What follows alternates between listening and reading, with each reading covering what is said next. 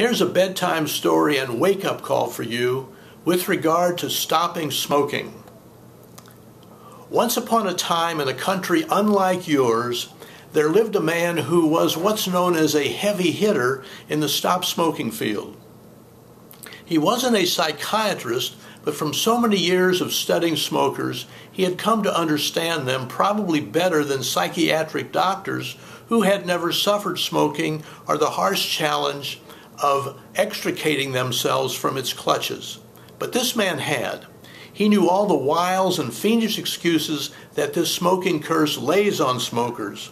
He could recite chapter and verse of all the ways this nicotine demon has for convincing the smoker that his smoking is an act of free will and adulthood. He used to laugh out loud when someone who could breathe barely at all explained to him that his habit was something he had a right to hold on to. After all, wasn't he an adult? How dare people taunt him for killing himself? After all, don't we all have to die sometime? Well, yes, you are totally right in saying we all have to die sometime. But do you think with your smoking you die 1, 2, 3 late one night? Don't you understand that you won't just die, you will suffer, and suffer mightily. And how will you suffer?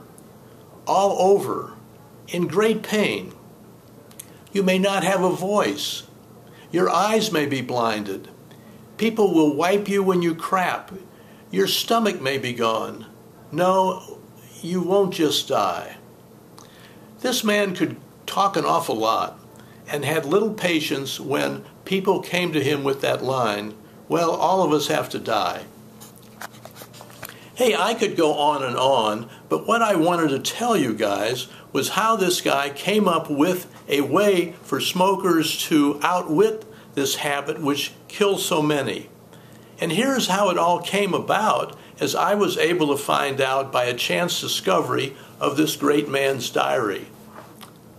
And here is what I read in his notes.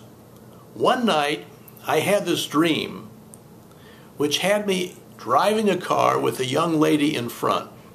For some reason, in my trunk, I had a railing sticking out, and she noticed it. She turned to me and said, "Doctor," folks called him that even though he really wasn't, "suppose you got all the people who are having a hard time quitting their smoking habit a small piece of rail like the one in your trunk. And when they got up in the morning, they would hold it up in the mirror alongside of their face and start railing against all the stuff that had made them use smoking to medicate." Just as soon as her words had been spoken, this man stopped the car and uttered these words, "Get it all out as far as expressing their thoughts." Well, when he got home and went to reason this thing out in his own mind, he woke up. Imagine that, he thought out loud. That is worth trying out. And so he began, one patient at a time and slowly, explaining to each one how they should get a small piece of railing made out of iron and hold it up each day, preferably AM, and say out loud all the things that they had never said out loud as to why they're smoking. Just start talking and let the words come out.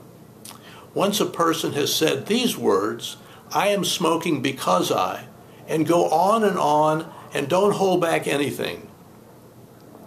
Times were simpler then, and people actually did what the good man suggested.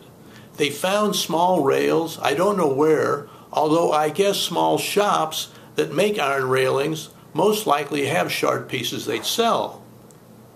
The results were stunning. People were able to shout out why they were still smoking. After a while, people named this rail the railing rail. How does it work? It's real simple. Get it all out as far as expressing your thoughts. Then you'll begin to see why you're still smoking. And all of a sudden, the whole mystique about smoking vanishes and you're done with it. Your reality and your understanding collide. And what you thought was a cool rebellion is a cheap trick you played on yourself. I wanted you to know of it. Maybe some of you will see if it works for you. If not, check out my free report, www.stopsmokingwiz.com. That's STOPSMOKINGWIZ.